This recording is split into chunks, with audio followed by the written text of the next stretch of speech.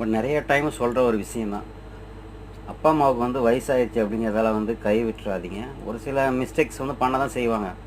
ஏன்னா வந்து இப்போ காலங்கள் முதுமையாக அவங்க வந்து குழந்தை பருவம் மாறிட்டு இருக்கிறதால கொஞ்சம் அப்படி இப்படி தான் இருப்பாங்க. ஸோ அதை அனுசரித்து தான் போகணும். ஏன்னா நாம் சின்ன வயசில் எவ்வளோ சேட்டைகள் பண்ணியிருப்போம், அதெல்லாம் அனுசரித்து தான் நம்மளை ஆளாக்கி விட்டுக்கிறாங்க. அதை வந்து அதுக்கான நன்றி கடனாக பாருங்கள்.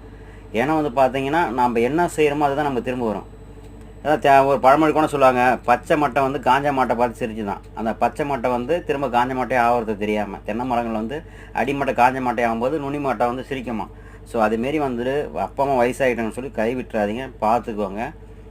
ஏன்னு வந்து பார்த்தீங்கன்னா இன்றைக்கி வெளிநாடுகளில் ஒர்க் பண்ணுறவங்களாம் வந்து பார்த்தீங்கன்னா ஒரு சாப்பிடும்போது எங்கள் அம்மாவாக இருந்தால் நேரம் கரெக்டாக சாப்பாடு கொடுக்கும். இப்போ இவ்வளோ லேட்டாக சாப்பிட்றேன், எங்கள் அப்பா எவ்வளோ கஷ்டப்பட்டுப்பார், நான் இப்படி இந்த டைம் இவ்வளோ கஷ்டப்படணும், அந்த காலத்தில் எவ்வளோ கஷ்டப்படுறேன் அப்படின்னு சொல்லிட்டு இந்த வெளிநாட்டில் உள்ளவங்க எல்லாமே வந்து பார்த்திங்கன்னா ரொம்ப அப்பா அம்மா மேலே ரொம்ப பாசமாக இருப்பாங்க.